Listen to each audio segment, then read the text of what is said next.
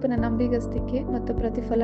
ಅರಣ್ಯಕಾಂಡ 14ನೇ ಅಧ್ಯಾಯ 20-24 ವಾಕ್ಯ.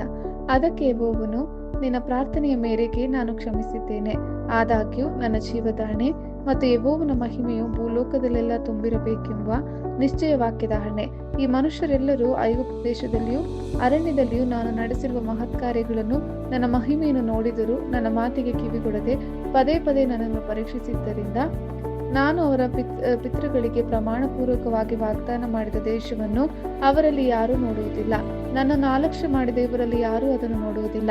ನನ್ನ ದಾಸನಾದ ಕಾಲೇಬನು ಅಂಥ ಮನಸ್ಸುಳ್ಳವನಾಗಿರದೆ ಮನಪೂರ್ವಕವಾಗಿ ನನ್ನ ಮಾತನ್ನು ಅನುಸರಿಸಿ ನಡೆದದ್ದರಿಂದ ಅವನನ್ನೇ ಅವನು ಸಂಚರಿಸಿದ ಆ ದೇಶದಲ್ಲಿ ಸೇರಿಸುವೆನು. ಅವನ ಸಂತತಿಯವರು ಅದನ್ನು ಸ್ವಾಧೀನಪಡಿಸಿಕೊಳ್ಳುವರು. ಆಮೆನ್. ವಾಗ್ದಾನ ದೇಶವನ್ನು ಪ್ರವೇಶಿಸುವುದರ ವಿರುದ್ಧ ಇಸ್ರಾಯೇಲ್ಯರು ದೇವರಿಗೆ ವಿರುದ್ಧವಾಗಿ ತಿರುಗಿಬಿದ್ದ ನಂತರ ಮೋಶೆಯು ಇಸ್ರಾಯೇಲ್ಯರನ್ನು ಕ್ಷಮಿಸುವಂತೆ ಮಾಡಿದ ಮನವಿಗೆ ಕರ್ತನು ಪ್ರತಿಕ್ರಿಯಿಸುತ್ತಾನೆ. ಮೋಶೆಯ ಮಾತಿನಂತೆ ತಾನು ಅವರನ್ನು ಕ್ಷಮಿಸಿದ್ದೇನೆ ಎಂದು ಕರ್ತನು ಹೇಳುತ್ತಾನೆ. ಆದರೆ ಪರಿಣಾಮವಾಗಿ ಐಗುಪ್ತ ಮತ್ತು ಅಡವಿಯಲ್ಲಿ ಆತನ ಮಹಿಮೆಯನ್ನು ಮತ್ತು ಸೂಚಕ ಕಾರ್ಯಗಳನ್ನು ನೋಡಿದರೂ ಆತನನ್ನು ಪದೇ ಪದೇ ಪರೀಕ್ಷಿಸಿ ವಿಧೇಯರಾಗದ ಪೀಳಿಗೆಯು ವಾಗ್ದಾನ ದೇಶವನ್ನು ನೋಡುವುದಿಲ್ಲ. ಆದಾಗ್ಯೂ ಕರ್ತನನ್ನು ಪೂರ್ಣ ಹೃದಯದಿಂದ ಅನುಸರಿಸಿದ ಕಾಲೇಬನನ್ನು ದೇಶಕ್ಕೆ ತರಲಾಗುತ್ತದೆ ಮತ್ತು ಅವನ ವಂಶಸ್ಥರು, ಅವನ ಸಂತತಿಯವರು ಅದನ್ನು ಆನುವಂಶಿಕವಾಗಿ ಪಡೆಯುತ್ತಾರೆ. ಆಮೆನ್. ಪ್ರಮುಖ ಅಂಶಗಳು: ಕ್ಷಮೆ ನೀಡಲಾಗಿದೆ. ಮೋಶೆಯ ಮಧ್ಯಸ್ಥಿಕೆಯನ್ನು ಕರ್ತನು ಅಂಗೀಕರಿಸುತ್ತಾನೆ ಮತ್ತು ಜನರಿಗೆ ಕ್ಷಮೆಯನ್ನು ನೀಡುತ್ತಾನೆ. ಅವಿಧೇಯತೆಯ ಪರಿಣಾಮಗಳು: ಕ್ಷಮೆಯ ಹೊರತಾಗಿಯೂ ದೇವರಿಗೆ ವಿರುದ್ಧವಾಗಿ ತಿರುಗಿ ಬಿದ್ದ ಪೀಳಿಗೆಯು ವಾಗ್ದಾನ ದೇಶವನ್ನು ಪ್ರವೇಶಿಸುವುದಿಲ್ಲ. ಕಾಲೇಬನ ನಂಬಿಕೆಗೆ ಪ್ರತಿಫಲ: ಅಚಲ ನಂಬಿಕೆಯನ್ನು ಪ್ರದರ್ಶಿಸಿದ ಕಾಲೇಬನಿಗೆ ವಾಗ್ದಾನ ದೇಶಕ್ಕೆ ಪ್ರವೇಶಿಸಲು ವಾಗ್ದಾನ ಮಾಡಲಾಗಿದೆ ಮತ್ತು ಅವನ ವಂಶಸ್ಥರು ಅದನ್ನು ಆನುವಂಶಿಕವಾಗಿ ಪಡೆಯುತ್ತಾರೆ. ದೇವರ ಮಹಿಮೆಯ ಪೂರ್ಣತೆ: ಭೂಮಿಯು ತನ್ನ ಮಹಿಮೆಯಿಂದ ತುಂಬಿರುತ್ತದೆ ಎಂದು ಕರ್ತನು ಘೋಷಿಸುತ್ತಾನೆ. ಕಾಲೇಬನ ಅಚಲ ನಂಬಿಕೆ ಮತ್ತು ದೇವರಿಗೆ ವಿಧೇಯತೆಯ ಬಗ್ಗೆ ದೇವರು ಸ್ವತಃ ಸಾಕ್ಷಿ ಹೇಳುತ್ತಾನೆ. ನನ್ನ ದಾಸನಾದ ಕಾಲೇಬನು ಅಂಥ ಮನಸ್ಸುಳ್ಳವನಾಗಿರದೆ ಮನಪೂರ್ವಕವಾಗಿ ನನ್ನ ಮಾತನ್ನು ಅನುಸರಿಸಿ ನಡೆದದ್ದರಿಂದ ಅವನನ್ನೇ ಅವನು ಸಂಚರಿಸಿದ ಆ ದೇಶದಲ್ಲಿ ಸೇರಿಸುವೆನು. ಅವನ ಸಂತತಿಯವರು ಅದನ್ನು ಸ್ವಾಧೀನಪಡಿಸಿಕೊಳ್ಳುವರು ಎಂದು ವಾಕ್ಯ ಹೇಳುತ್ತದೆ. ಈ ವಾಕ್ಯವು ಕಾಲೇಬನ ವಿಶಿಷ್ಟ ಪಾತ್ರ ಮತ್ತು ಅವನ ನಂಬಿಗಸ್ತಿಕೆಗೆ ಪ್ರತಿಫಲ ನೀಡುವ ದೇವರ ವಾಗ್ದಾನವನ್ನು ಎತ್ತಿ ತೋರಿಸುತ್ತದೆ. ಇಲ್ಲಿ ಹೆಚ್ಚು ವಿವರವಾದ ವಿವರಣೆ ಇದೆ. ಕಾಲೇಬನ ಪಾತ್ರ: ವಾಗ್ದಾನ ದೇಶವನ್ನು ಅನ್ವೇಷಿಸಿ ನಕಾರಾತ್ಮಕ ವರದಿಯೊಂದಿಗೆ ಹಿಂದಿರುಗಿದ ಇತರ ಗೂಢಚಾರರಿಗೆ ಹೋಲಿಸಿದರೆ ಕಾಲೇಬನು ವಿಭಿನ್ನ ಮನಸ್ಸುಳ್ಳವನಾಗಿದ್ದಾನೆಂದು ವಾಕ್ಯವು ಒತ್ತಿ ಹೇಳುತ್ತದೆ. ಈ ವಿಭಿನ್ನ ಮನೋಭಾವವನ್ನು ನನ್ನನ್ನು ಪೂರ್ಣ ಹೃದಯದಿಂದ ಅನುಸರಿಸುವುದು ಎಂದು ಮತ್ತಷ್ಟು ವಿವರಿಸಲಾಗಿದೆ.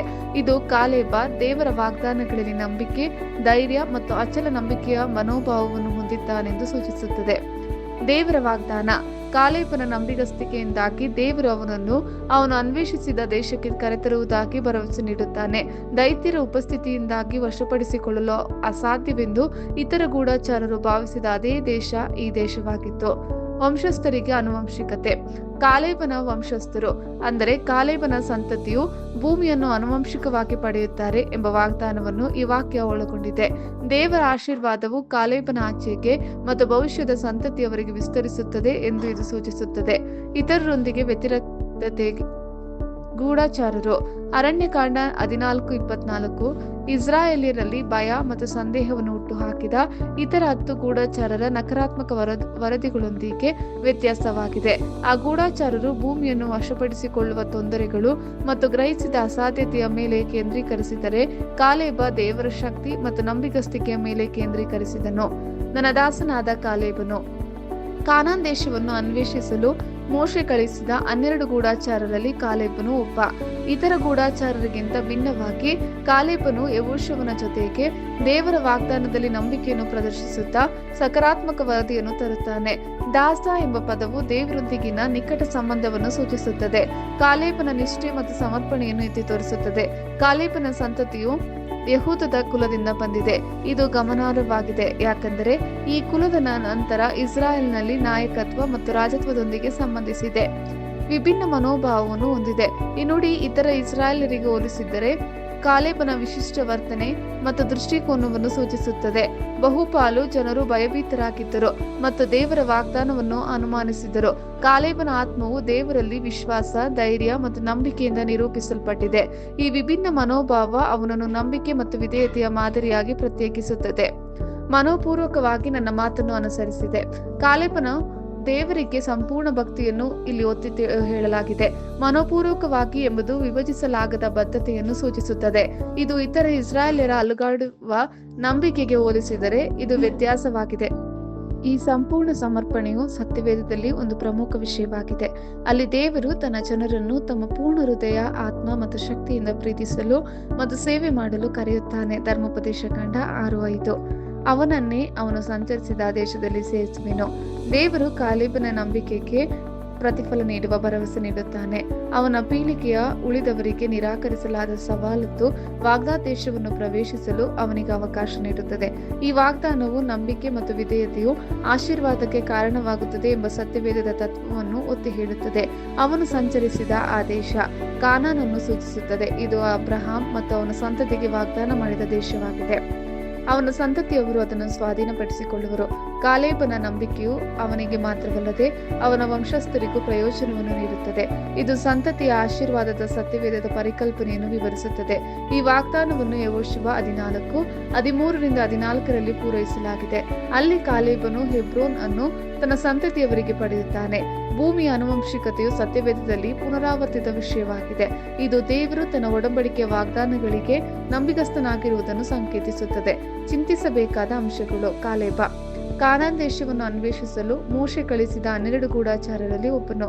ಅವನು ದೇವರ ವಾಗ್ದಾನಗಳಲ್ಲಿ ತನ್ನ ನಿಷ್ಠೆ ಮತ್ತು ನಂಬಿಕೆಗೆ ಹೆಸರುವಾಸಿಯಾಗಿದ್ದಾನೆ. ಇತರ ಗೂಢಚಾರರಿಂದ ತನ್ನನ್ನು ಪ್ರತ್ಯೇಕಿಸುತ್ತಾನೆ.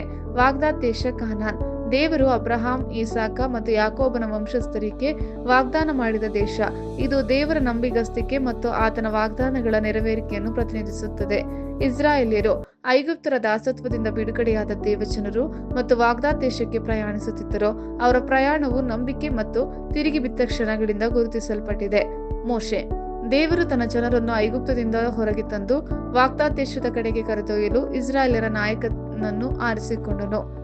ಅರಣ್ಯ ಇಸ್ರಾಯೇಲ್ಯರು ನಂಬಿಕೆಯ ಕೊರತೆ ಮತ್ತು ಅವಿಧೇಯತೆಯ ಕಾರಣದಿಂದಾಗಿ 40 ವರ್ಷಗಳ ಕಾಲ ಅಲೆದಾಡಿದ ಸ್ಥಳ. ಇದು ಹೋರಾಟ ಮತ್ತು ಶುದ್ಧೀಕರಿಸುವಿಕೆಯ ಅವಧಿಯಾಗಿ ಕಾರ್ಯನಿರ್ವಹಿಸಿತು. ಪ್ರಮುಖ ಬೋಧನಾಂಶಗಳು. ಮನೋಪೂರ್ವಕವಾದ ಭಕ್ತಿ.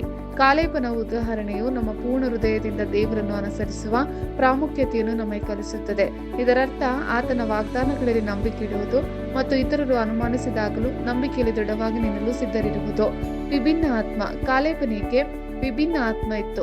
ಅದು ಅವನನ್ನು ಪ್ರತ್ಯೇಕಿಸಿತು. ವಿಶ್ವಾಸಿಗಳಾಗಿ ನಾವು ನಮ್ಮ ಮನಸ್ಸಿನ ನವೀಕರಣದ ಮೂಲಕ ರೂಪಾಂತರಗೊಳ್ಳಲು ಕರೆಯಲ್ಪಟ್ಟಿದ್ದೇವೆ. ಲೋಕದ ಮೌಲ್ಯಗಳಿಗಿಂತ ದೇವರ ಮೌಲ್ಯಗಳನ್ನು ಪ್ರತಿಬಿಂಬಿಸುವ ರೀತಿಯಲ್ಲಿ ಬದುಕುತ್ತೇವೆ. ನಂಬಿಕೆ ಮತ್ತು ಆನುವಂಶಿಕತೆ. ಕಾಲೇಬನ ನಂಬಿಕೆಯು ಸ್ಪಷ್ಟವಾದ ಆನುವಂಶಿಕತೆಗೆ ಕಾರಣವಾಯಿತು. ಕ್ರಿಸ್ತನಲ್ಲಿ ನಮ್ಮ ನಂಬಿಕೆಯು ನಮಗೆ ಶಾಶ್ವತ ಆನುವಂಶಿಕತೆಯನ್ನು ಭದ್ರಪಡಿಸುತ್ತದೆ. ನಮ್ಮ ಪ್ರಸ್ತುತ ನಂಬಿಗಸ್ತಿಕೆಯು ಭವಿಷ್ಯದ ಪ್ರತಿಫಲಗಳನ್ನು ಹೊಂದಿದೆ ಎಂದು ನಮಗೆ ನೆನಪಿಸುತ್ತದೆ. ನಂಬಿಕೆಯಿಂದ ಭಯವನ್ನು ಜಯಿಸುವುದು. ಸಂದರ್ಭಗಳು ಕಷ್ಟಕರವೆಂದು ತೋರಿದಾಗಲೂ ದೇವರ ಶಕ್ತಿ ಮತ್ತು ವಾಗ್ದಾನಗಳಲ್ಲಿ ನಂಬಿಕೆ ಇಡುವ ಮೂಲಕ ಭಯ ಮತ್ತು ಸಂದೇಹವನ್ನು ಜಯಿಸಲು ಕಾಲೇಬನ ವೃತ್ತಾಂತವು ನಮ್ಮನ್ನು ಪ್ರೋತ್ಸಾಹಿಸುತ್ತದೆ. ಸಂತತಿಯ ಪ್ರಭಾವ. ಕಾಲೇಬನ ನಂಬಿಗಸ್ತಿಕೆಯು ಅವನ ಜೀವನದ ಮೇಲೆ ಮಾತ್ರವಲ್ಲದೆ ಅವನ ಸಂತತಿಯ ಜೀವನದ ಮೇಲೂ ಪರಿಣಾಮ ಬೀರಿತು. ನಮ್ಮ ನಂಬಿಕೆಯು ಭವಿಷ್ಯದ ಸಂತತಿಯ ಮೇಲೆ ಶಾಶ್ವತ ಪರಿಣಾಮ ಬೀರುತ್ತದೆ. ಯೆಹೋಶುವ ಮತ್ತು ಕಾಲೇಬ ಉಳಿದರು. ಅರಣ್ಯಕಾಂಡ 14:36-38 ಆ ದೇಶವನ್ನು ಸಂಚರಿಸಿ ನೋಡುವುದಕ್ಕೆ ಮೋಶೆಯಿಂದ ಕಳಿಸಲ್ಪಟ್ಟು ಹಿಂತಿರುಗಿ ಬಂದು ಆ ದೇಶದ ವಿಷಯದಲ್ಲಿ ಅಶುಭ ಸಮಾಚಾರವನ್ನು ಹೇಳಿ ಸರ್ವ ಸಮೂಹದವರನ್ನು ಅವರಿಗೆ ವಿರೋಧವಾಗಿ ಗುಣಗುಟ್ಟುವಂತೆ ಮಾಡಿದ ಮನುಷ್ಯರು ಯೆಹೋವನ ಸನ್ನಿಧಿಯಲ್ಲಿ ವ್ಯಾಧಿಯಿಂದ ಸತ್ತರು. ಅವರಲ್ಲಿ ನೂನನ ಮಗನಾದ ಯೆಹೋಶುವನು, ಯೆಫುನ್ನೆಯ ಮಗನಾದ ಕಾಲೇಬನು ಉಳಿದರು. ಆಮೇನ್. ಕರ್ತನ ಕೃಪೆ ನಿಮ್ಮೆಲ್ಲರೊಂದಿಗಿರಲಿ.